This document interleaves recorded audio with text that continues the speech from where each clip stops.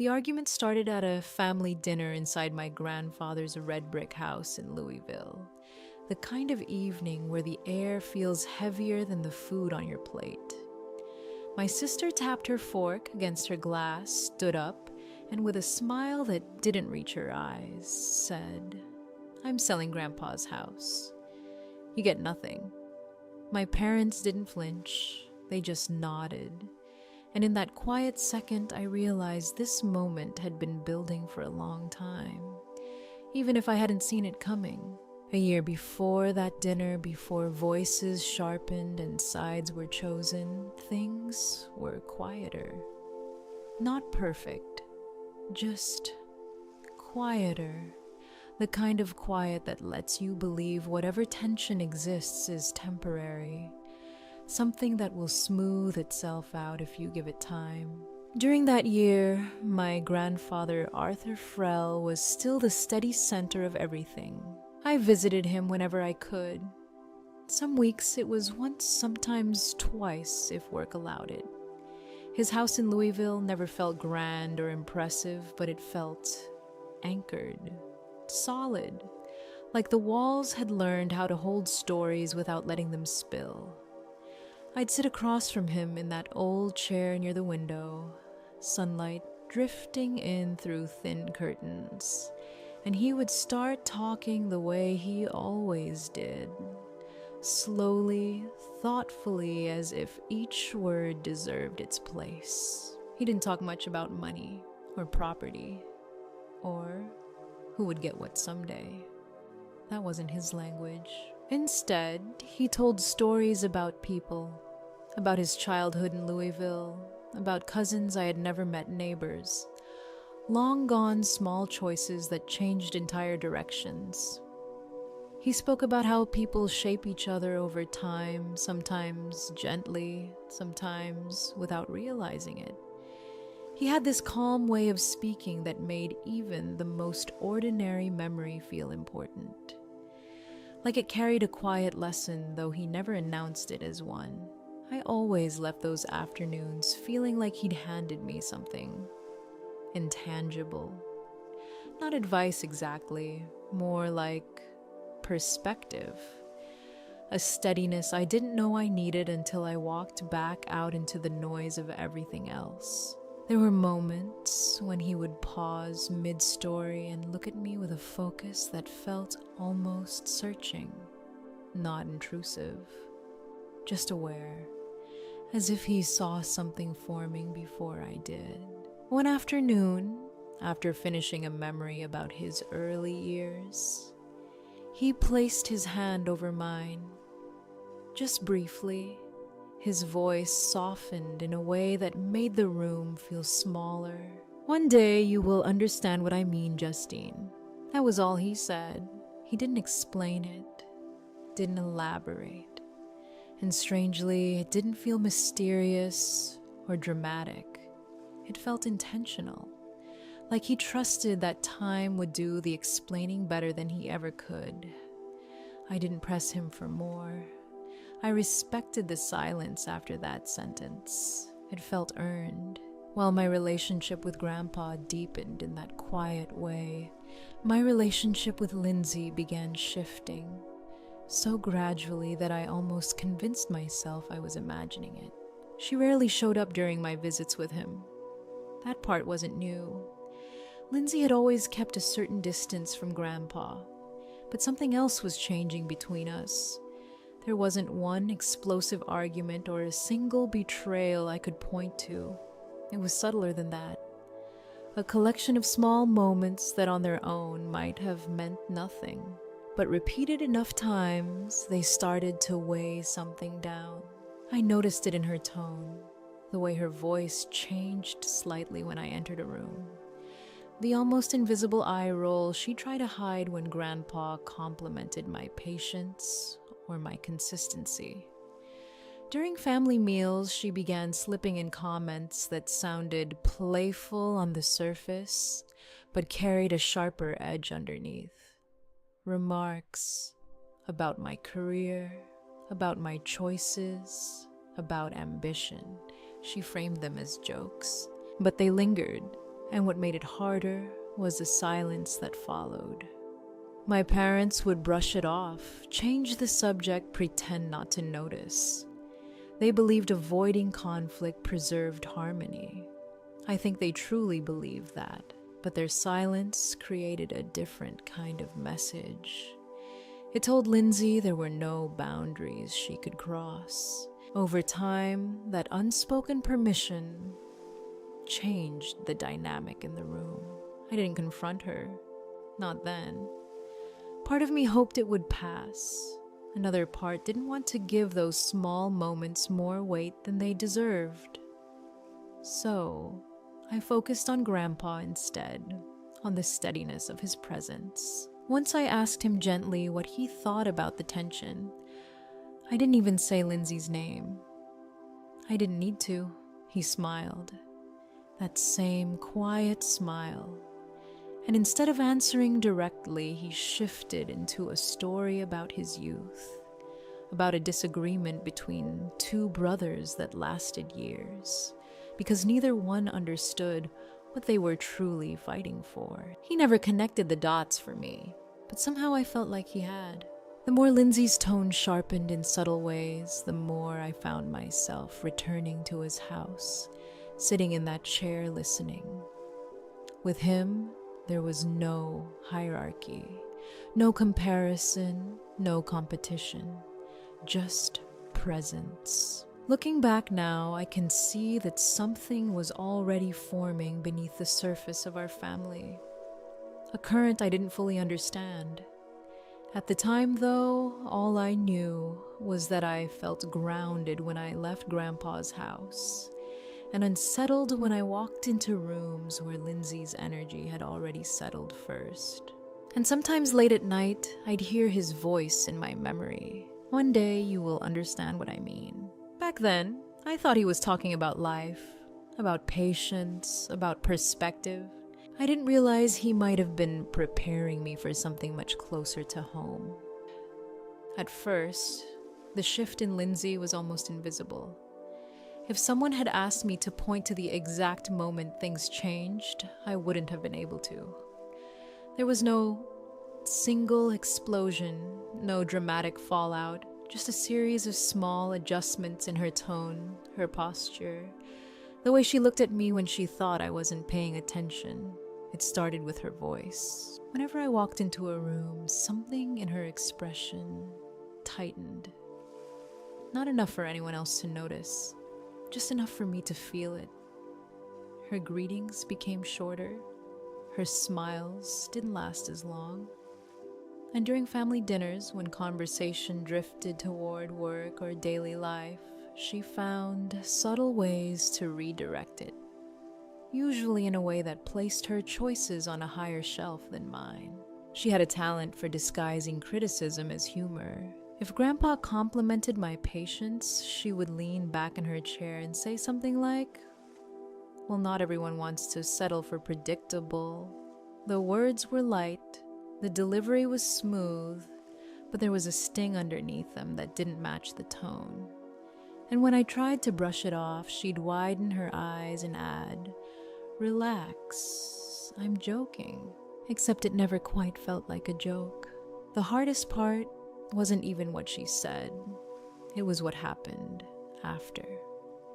The silence. My parents would shift in their seats, offer a tight smile, maybe reach for their glasses or comment on the food.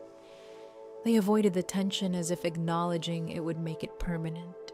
They believed that ignoring friction preserved peace. But over time, I began to understand something else. Silence doesn't erase tension. It protects the person creating it. Lindsay seemed to sense that protection.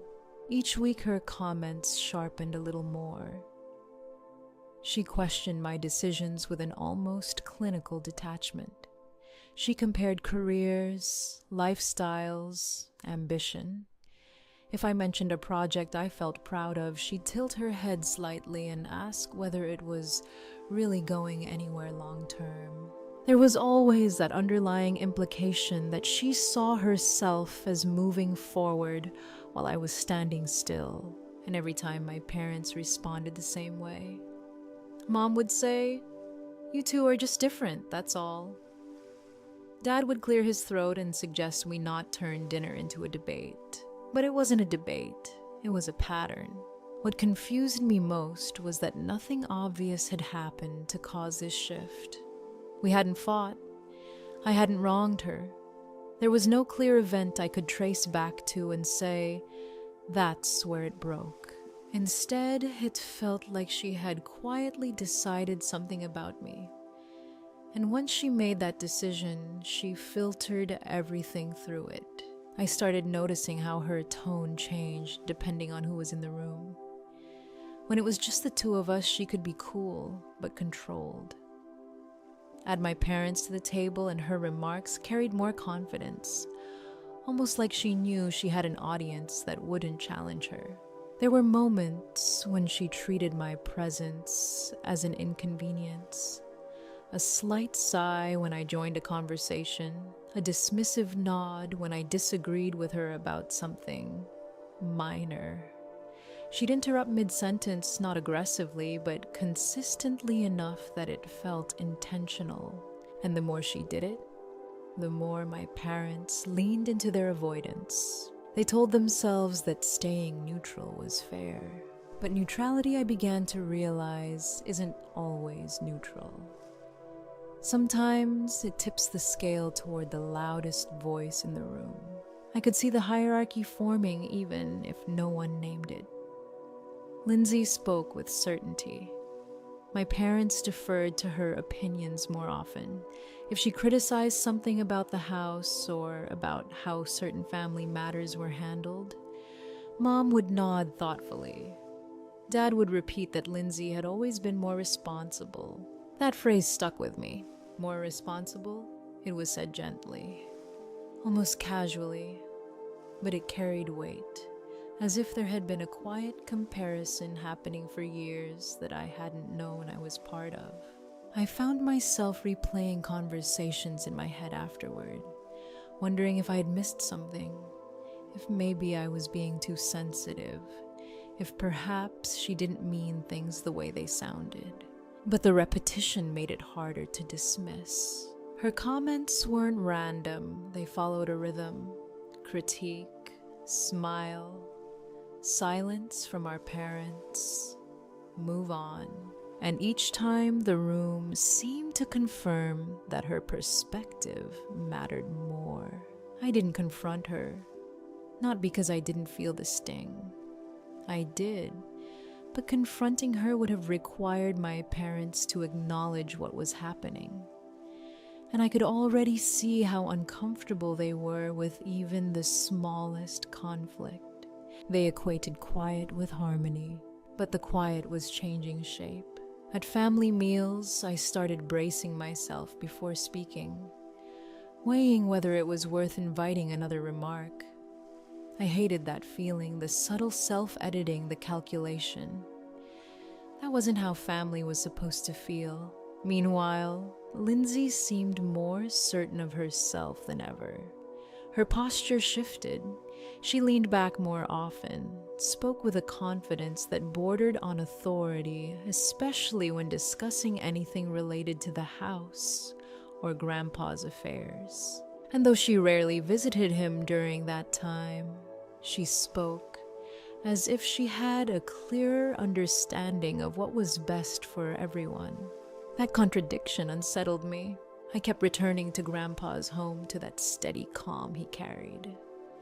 With him, there was no competition, no invisible scoreboard, just conversation, presence, patience. In contrast, gatherings with Lindsay began to feel like quiet evaluations, like I was being measured against a standard I hadn't agreed to. And still my parents avoided stepping in. I could see the discomfort in their faces sometimes. The way Mom would press her lips together after a sharp comment. The way Dad would focus intently on his plate. But they never interrupted, never corrected her tone, never asked her to soften her words. Over time, that absence of correction became its own endorsement. And that's when the confusion inside me slowly turned into awareness. This wasn't just sibling tension, it was favoritism. Not the loud, obvious kind. Not declarations of who was better or more loved, but a pattern of small permissions granted to one person and not the other. A hierarchy shaped by silence. I didn't fully understand why Lindsay's behavior had shifted so deliberately. I didn't yet know what direction she was moving toward. All I knew was that something inside our family dynamic had tilted. And the more I watched it happen, the clearer it became that the change wasn't accidental. It was building, quietly, steadily, and no one except me seemed willing to say it out loud. A few months later, the tension that had once felt abstract began taking shape in ways I couldn't ignore.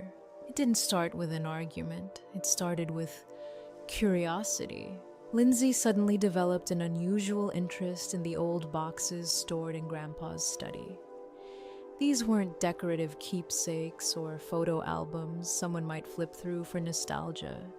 They were document boxes, folders he kept organized for years, insurance papers, property records, handwritten notes, clipped neatly together. The kind of things he treated with quiet importance. One afternoon, I walked into the study and found her kneeling beside one of those boxes, flipping through papers with a focus that didn't match her usual indifference toward family matters. She didn't look up right away. When I asked what she was looking for, she shrugged and said she was just trying to understand what's here. Her tone was casual, but the way she's handled the documents felt rehearsed, intentional. There was no warmth in her curiosity, no emotional connection to the history behind the papers. It felt strategic. Each time I asked why she needed certain documents, she brushed me off. You overthink everything, she'd say lightly, as if my question itself were unreasonable. As if asking for clarity made me dramatic. My parents didn't question her either. In fact, they seemed to support her interest. If she mentioned that certain things in the house had been ignored for too long, Mom would nod thoughtfully. Dad would agree that someone needed to take responsibility. The words hung in the air with an implication I didn't miss. Responsibility. It was a word that kept resurfacing, and it was always positioned beside Lindsay's name. She began commenting more frequently on the condition of the house, the roof, the basement, the porch.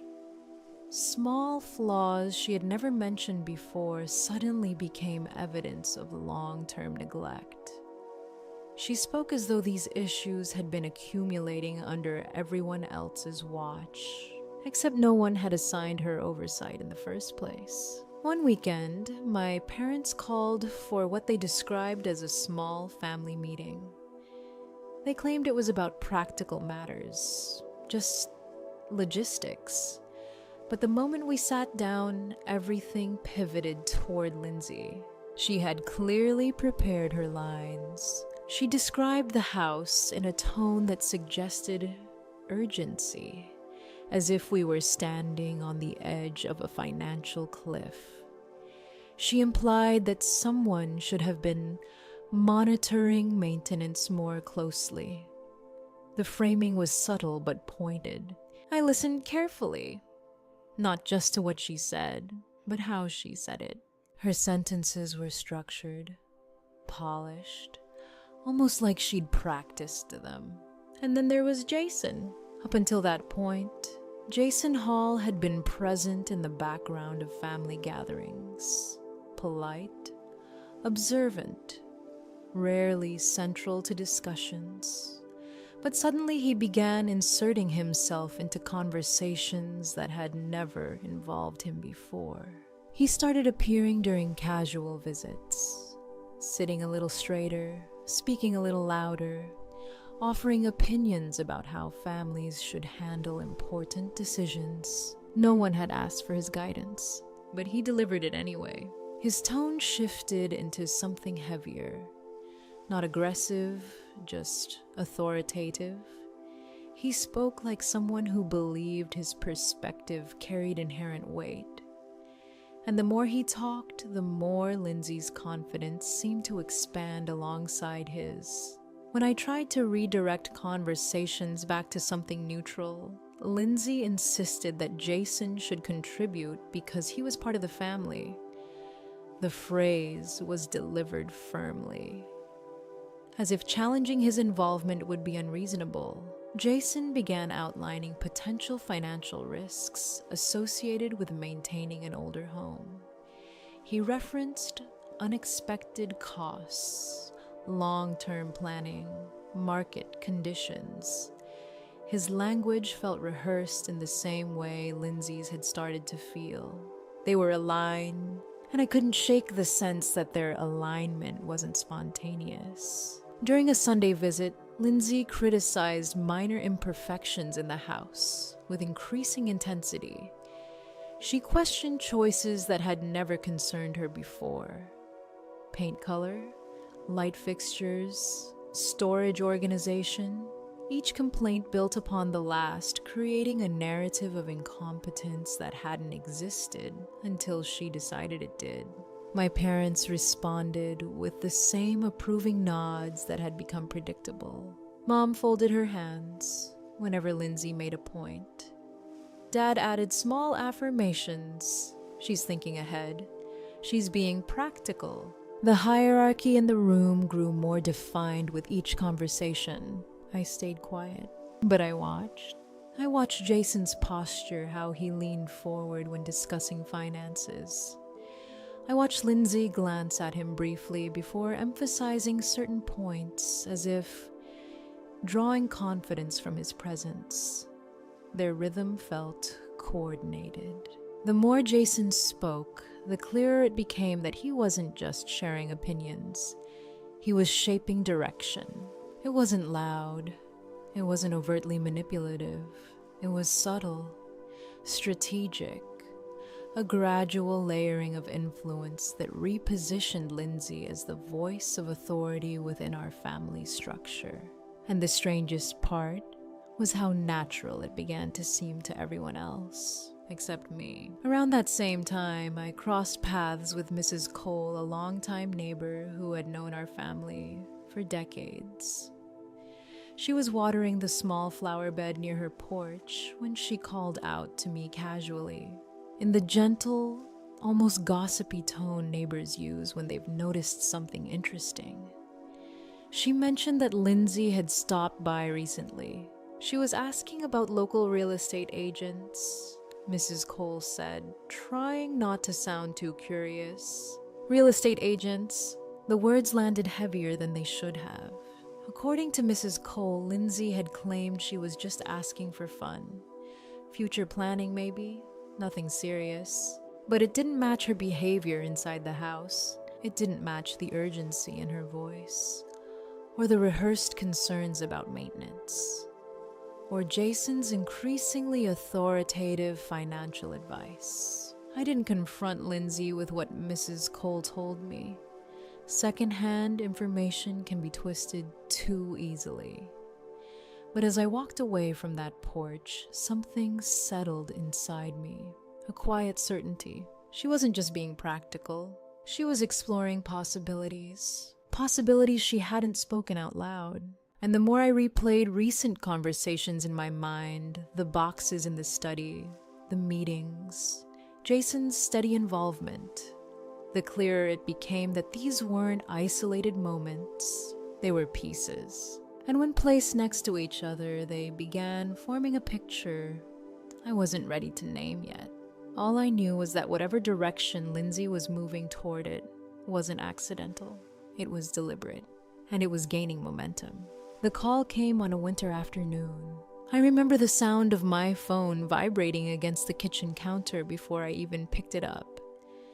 The moment I heard my mother's breathing on the other end, something inside me already knew. She didn't speak right away. There was just that uneven inhale, the kind that tries to stay steady and fails. Grandpa's gone. She didn't offer details. I didn't ask for them. The finality in her voice made questions feel pointless. Some truths arrive fully formed. They don't need explanation. I drove to his house in silence. The same red brick home that had always felt anchored now seemed to sit heavier against the winter sky. The porch light was on, though it was still early. That small detail unsettled me more than I expected. The days that followed blurred together in a way grief often does. Relatives arrived, coats hung over chairs, soft conversations filled rooms that had once echoed with Grandpa's steady voice.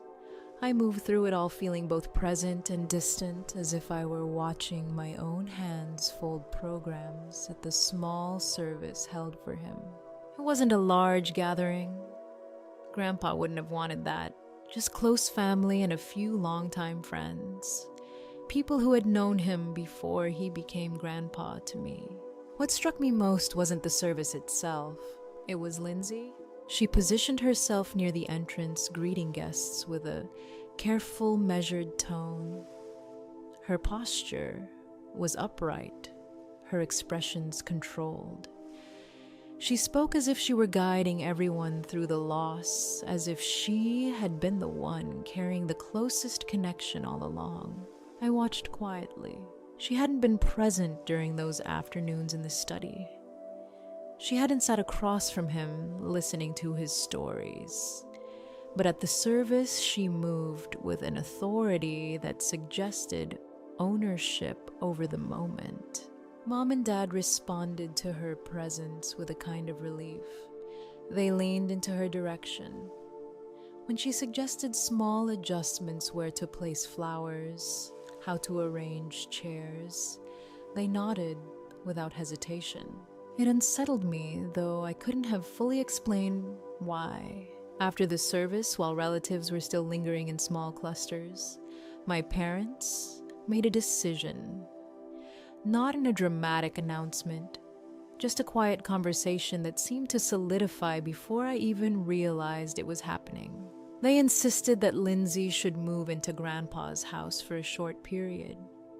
Just temporarily, they said, to handle practical matters, to manage things. The word sounded harmless, temporary management, but no one defined what needed managing. Within 2 weeks, Lindsay had moved in. Jason came with her. Boxes appeared in the hallway, new routines formed, and the tone of her messages shifted almost immediately. She spoke as if she were in charge now. She claimed she needed space to organize everything properly, that it would take time to sort through documents, evaluate the condition of the house, determine what needed attention. Her updates were brief and authoritative. There was no invitation for discussion. The first time I visited after she settled in, something felt off. The house wasn't chaotic, but it wasn't cared for the way Grandpa had kept it either. A few small things stood out immediately. Papers left on the dining table, a faint leak in the living room ceiling that hadn't been addressed, the outside light by the back door flickering, though it would have been a simple fix. Rooms that once felt intentional now felt slightly neglected. When I mentioned the ceiling, Lindsay waved it off. "It's under control," she said with that same polished certainty. "I'm handling it." But the state of the house didn't match her confidence. I walked into the study last. Grandpa's chair was still there, angled slightly toward the window. For a moment, I could almost picture him sitting in it. The room smelled faintly of old paper and wood polish. That's when I noticed the folders. They were stacked neatly on a small table near his chair, not scattered, not forgotten, just waiting. These were documents he had referenced over the years, papers he kept close because they mattered. I didn't open them. Not then. Something about the moment felt too fragile. Grief was still settling into the walls, and whatever those folders contained, I sensed they weren't meant to be handled casually. As I stood there, a quiet recognition moved through me. Grandpa had left pieces of himself throughout this house. In stories, in habits, in the way he organized his life with care. And now, those pieces felt exposed. Outside the study, I could hear Lindsay and Jason talking in low voices. Their tones were firm, coordinated. Mom had already begun deferring to Lindsay on small decisions. Dad followed her lead with quiet acceptance, as if this new structure had always been the plan. The unity we once took for granted felt thinner. Grief should have drawn us closer. That's what I expected. Instead, it revealed something that had been forming long before Grandpa's passing. By the end of that winter, I realized we weren't only mourning him. We were stepping into a different kind of fracture, and this one wasn't quiet. The message came on an ordinary morning, which somehow made it worse. A neighbor forwarded it to me with a short note that simply read, "Thought you should see this." Attached was a screenshot and update from someone in the area mentioning that Lindsay had already signed a contract with a potential buyer for Grandpa's house. Signed, not discussed, not proposed, signed. For a few seconds, I just stared at the screen, waiting for my mind to correct it. There had to be context I was missing, a misunderstanding. Some explanation that would make it reasonable, but there it was, clear, direct, final. She had moved forward without authority. I didn't call her. I didn't call my parents. I didn't even let myself feel the full weight of it yet. Instead, I grabbed my keys and drove straight to the city property office. The sky was overcast that day, the kind of dull gray that flattens everything it touches. Traffic lights felt longer than usual. Every red light gave my thoughts too much room to spiral. Had I misunderstood Grandpa all this time? Had he left things open-ended?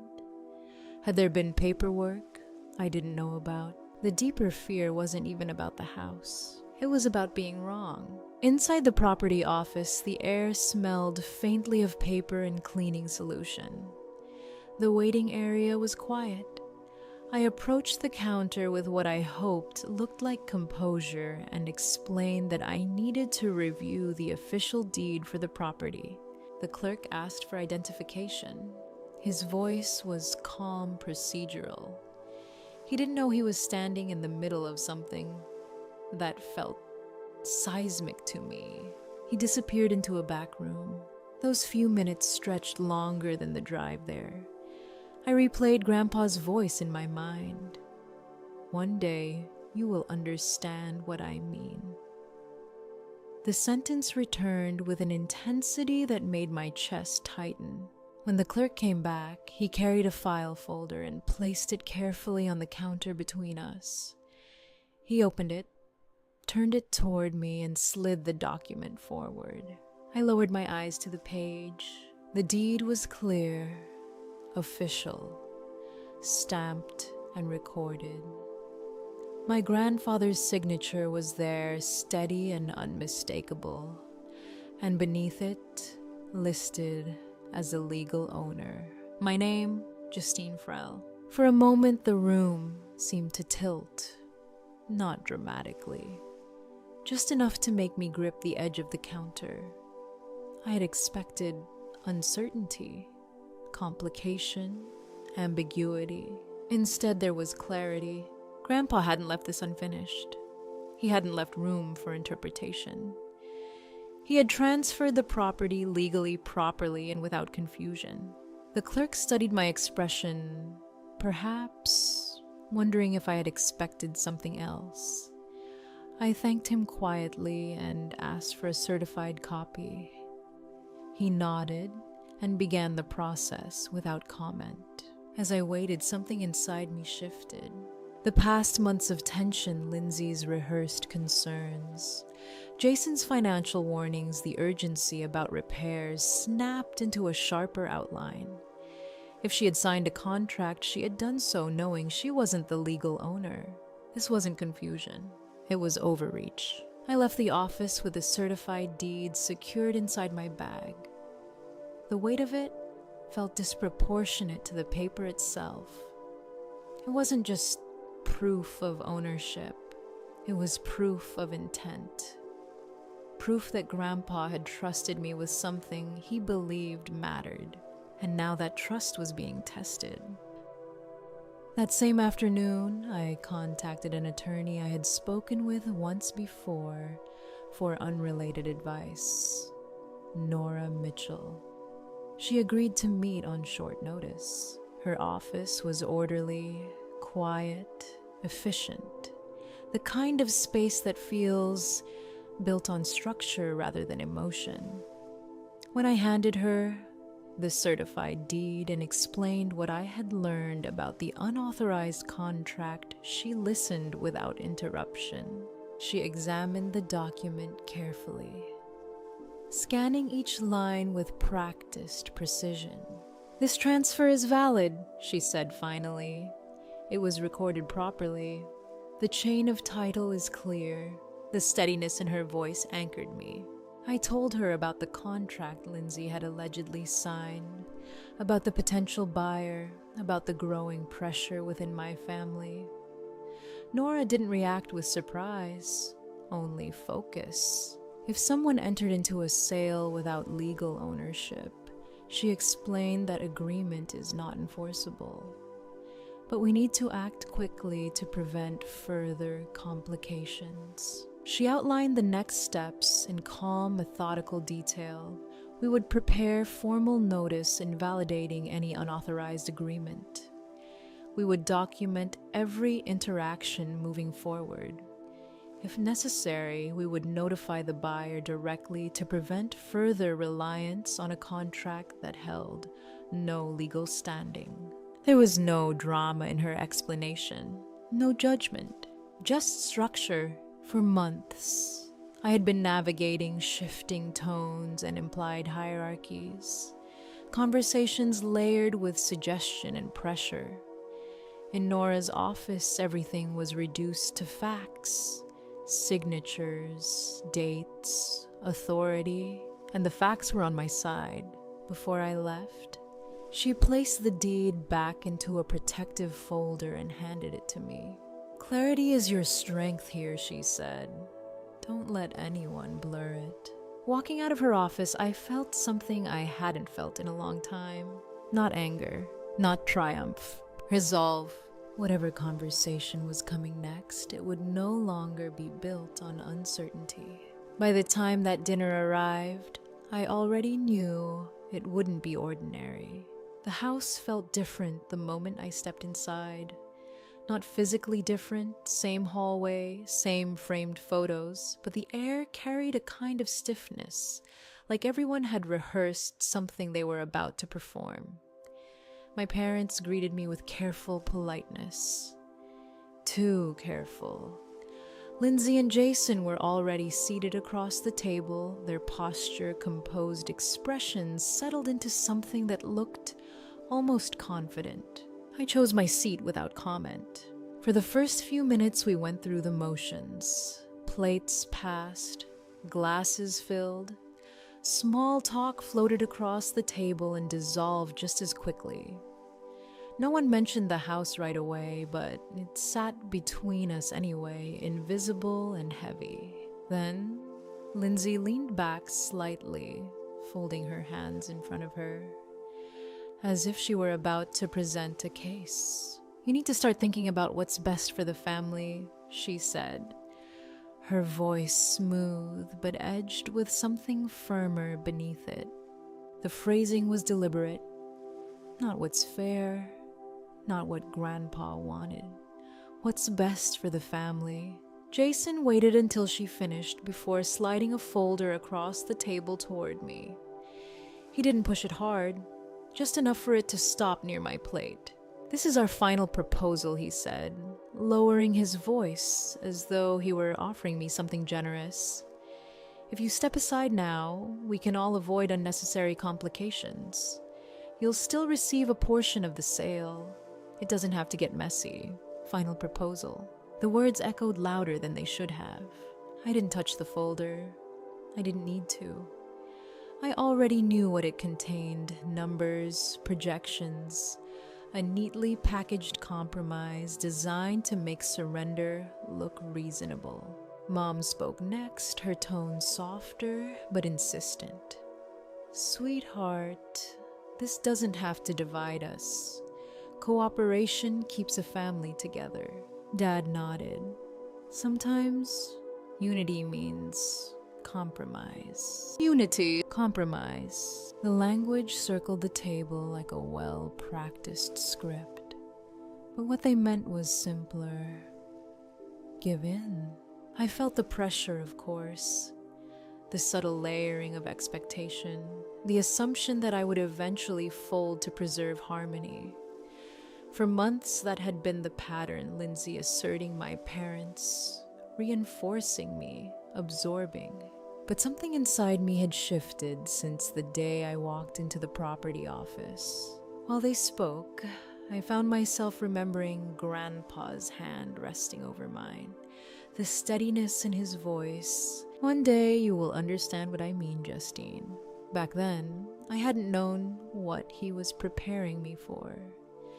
Now, sitting at that table, listening to the careful choreography of persuasion, I understood at least part of it. Clarity doesn't shout, it waits. Jason leaned forward slightly. "Dragging this out will only create legal problems," he added, letting the word legal hang in the air like a warning. "We're trying to protect everyone here." Protect everyone. The irony nearly made me smile. Lindsay's expression hardened when I still didn't respond. The calm polish began to thin. She straightened in her chair, impatience creeping into her posture. "You're making this harder than it needs to be," she said, her voice tightening.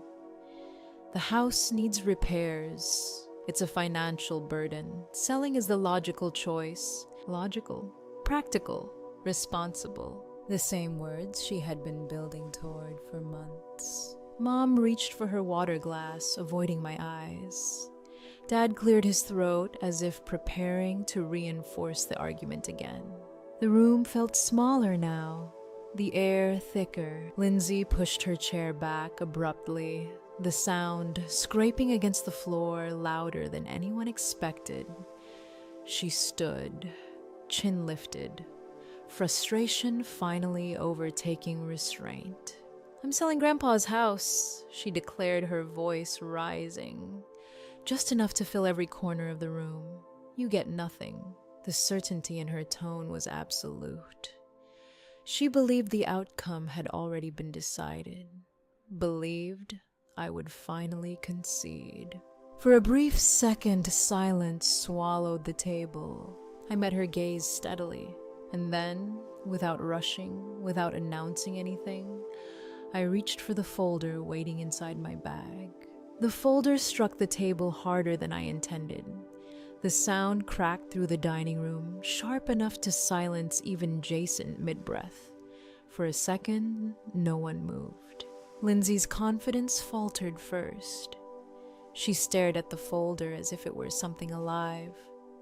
"What is this?" she demanded, but the edge in her voice had thinned. "Open it," I said. Her fingers, usually so precise, fumbled with the clasp. Papers slid free. I watched the color drain from her face as her eyes skimmed the first page, then returned to the top, reading more carefully this time. Her lips parted. No sound came out. "That's the recorded deed," I said evenly. "Filed 3 years ago." Jason leaned over her shoulder. I saw the exact moment recognition hit him. His posture stiffened. "This isn't..." He stopped. "It is," I replied.